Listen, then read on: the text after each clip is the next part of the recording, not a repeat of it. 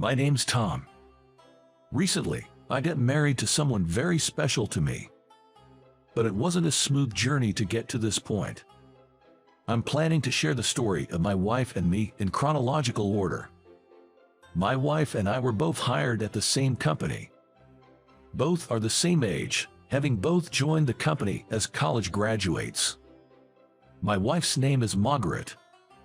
Back then, we were just colleagues, and I used to casually call her Margaret. After our orientation, we ended up in the same department.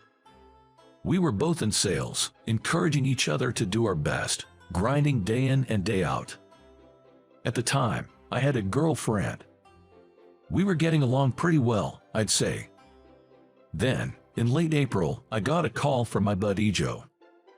Joe is an old high school buddy of mine. We went to different college but would occasionally hang out, just the guys. I got a call from Joe saying, "I got some couple tickets for an amusement park. Want to bring our girlfriends?" I'd never been on a double date before, so it was a bit awkward, but it seemed like it could make a good memory. My girlfriend was also up for it, so we decided to go. On the day of our double date during the long weekend, we met up at the location. I got out of my car and shouted, "Hey, Joe." Joe raised his hand. "Hey, long time no see." We both knew that we had girlfriends, but we'd never actually met them or even heard their names before. Feeling a bit jittery, we introduced our girls. "This is Margaret. Nice to meet ya." The moment I saw the face of the girl stepping out of Joe's car, I said, "What, Margaret? Tom, is that you?" We both looked at each other and couldn't help but laugh. Turns out, my buddy Joe's girlfriend was none other than my co-worker Margaret. "No way, I knew you were in sales, but Tom and Margaret, you're at the same company."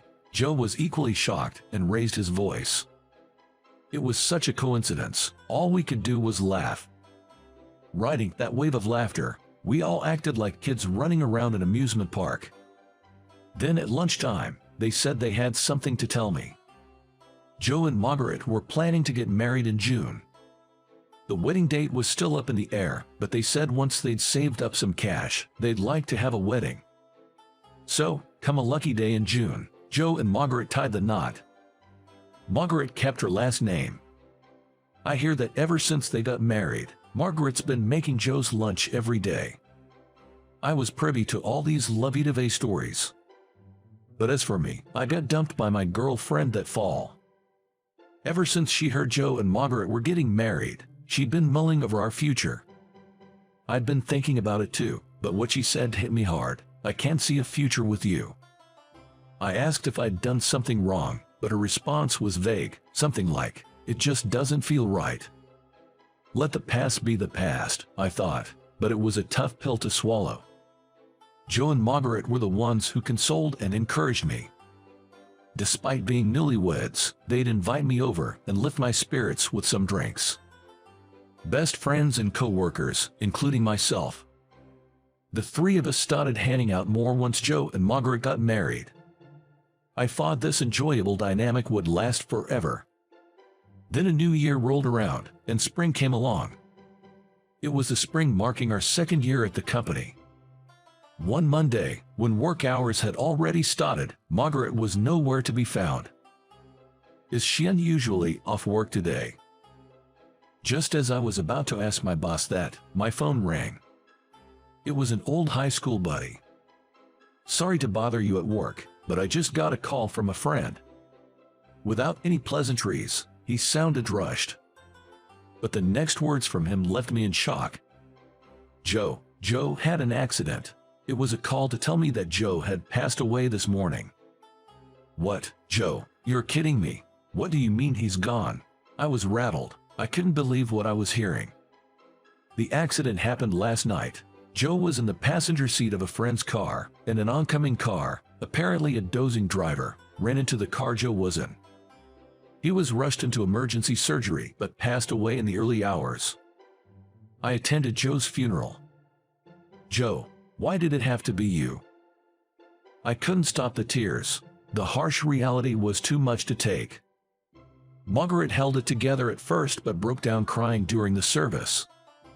I couldn't bear to look at her like that, so I covered my face with a handkerchief, trying to stifle my sobs.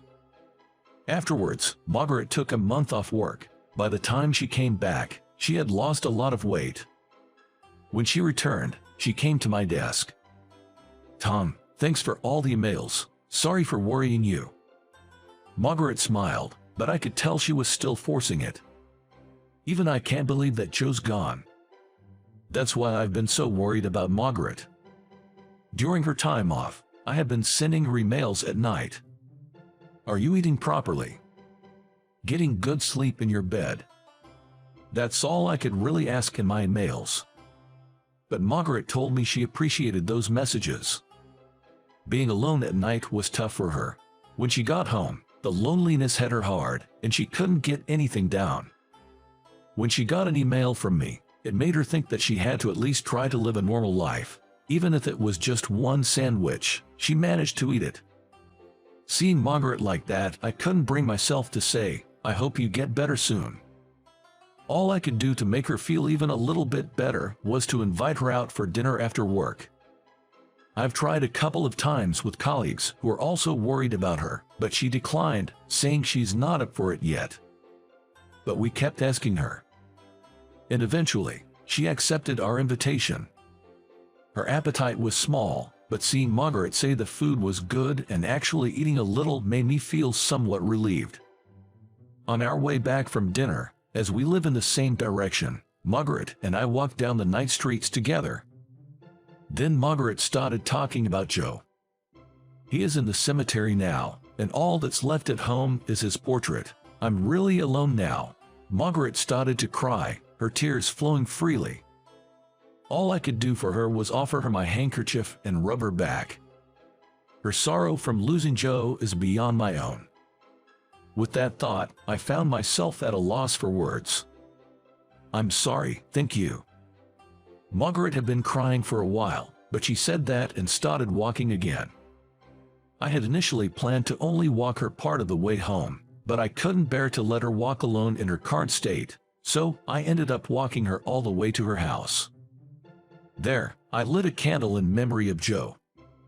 Pictures from the funeral, along with cheerful photos of Margaret and Joe, adorned the room. Seeing that, I couldn't hold back my tears either. "I'm sorry for crying when I should be the one encouraging you." My words got choked up in tears. "It's too soon, isn't it? We had so much more ahead of us. It's frustrating, but I bet Joe is the most frustrated of all." Margaret said that as she wiped away her tears. "But I have to keep going, or else Joe would worry," she shared. Even though she might not be fully ready yet, she's trying to cheer up a little bit at a time. I wondered what I could do for Margaret. All I can do is listen to her and take her out to eat. That felt so inadequate. Margaret had said that she finds it easier to cope while working, but it seemed like she was putting on a brave face. Yet, she managed to get through the first anniversary of Joe's passing, and while she still had her down moments, Margaret was slowly getting her spirits back. During this time, the support from everyone remained unchanged. A few of us from work kept inviting her out to dinner after work. I continued to walk Margaret back to her house. On days when we got home early, I would light a candle in memory of Joe. One day while I was walking Margaret back to her house, she asked, "Why do you always walk me home? I don't want you to be in danger if something happens on the way home, right? There are dark streets. Besides, if something happened to Margaret, Joe would be furious. I don't care if it's none of my business, but I have to protect you, whom Joe cherished so much. Otherwise, he's going to get mad at me in my dreams about what I'm doing." I say all this with a bit of a chuckle to lighten the mood. Margaret said thanks and she laughed along. Time passed, and we reached the third anniversary of Joe's passing. Both Margaret and I were more involved in our work than ever. On exhausting days, we continued to unwind by going out to dinner with some co-workers. Then one day, as I was walking Margaret home again, she said she had a small favor to ask. "You see, the light bulbs in my foyer and dressing room have gone out. I tried standing on a step stool, but I just can't reach. Could you help?" To Margaret, who seemed a bit embarrassed to ask, I cheerfully replied, "Sure thing, no big deal." Don't sweat the small stuff, I added, and Margaret smiled as if she were really pleased. Once inside her house, I replaced the light bulbs for her. Thanks so much. It's surprising how much you need a tall person sometimes, she said. I joked, well, good thing I could reach the ceiling, otherwise that would have been embarrassing, huh? Margaret laughed and said, funny thing is, when Joe changed a light bulb in another room, he was barely reaching it, trembling all the while. I laughed back, well, I'm way taller than him. Yeah, this ceiling would be a stretch for Joe. Margaret suddenly burst out laughing. I stepped down from the step stool, folded it up, and handed it over to her. But just then, our fingers lightly touched, and our eyes met unexpectedly. The laughter that filled the air between us abruptly ceased. However, I looked away as if I felt nothing. That's when Margaret softly said, "Hey, why are you so kind?" Hearing that, our eyes met again. For a split second, I felt my heart skip a beat, but I said nothing and just looked at Margaret. You're always encouraging me, and you're always concerned. You're too kind. I might get the wrong idea. Margaret spoke slowly, and once again, I felt my heart flutter. But then she said, "Just kidding. Sorry, forget it. Geez, maybe I'm a little tipsy today," and went on to put away the step stool as if nothing had happened. However, I found myself chasing after her, and before I knew it, I was hugging her from behind. A moment of silence passed. I could feel the warmth radiating from Margaret from my arms. And then it hit me. The feeling that I wanted to protect Margaret was there, and it wasn't just as a co-worker or as a friend's wife. I was falling for Margaret. But the moment I realized this, my buddy Joe's face flashed through my mind. So I loosened my arms that were wrapped around her. "Sorry, I might be a little tipsy too." I apologized to Margaret. Margaret shook her head, saying no, and turned towards me. A tear was visible in her eye. I lifted my gaze slightly, and it landed on Joe's framed photo. Without a word, I walked up to the photo and lit a candle. In my heart, I whispered, "Sorry, Joe," unable to say anything else. Then I told Margaret, "See you at work tomorrow," and left her house. The next day at the office, Margaret and I acted as if nothing had happened. But from that day on, every time our eyes met, it felt as if we were swallowing something. I suspected Margaret felt the same way. These days continued for a while. And then one day, while I was walking Margaret home after having dinner with coworkers, an unusual silence filled the air. The words we'd been holding back since that moment had been gradually growing stronger. I stopped walking. Margaret noticed and stopped too. Then, I finally told Margaret how I felt. "Is it so bad if it's me? I want to be by your side, in any way possible." That was my true, sincere feeling. Margaret looked at me and after a moment of silence, nodded, yes. She had accepted my feelings. But it wasn't the end. On my day off that week, I went to a certain place. I stood in front of Joe's grave. This was important news. I wanted to say it here, where Joe was.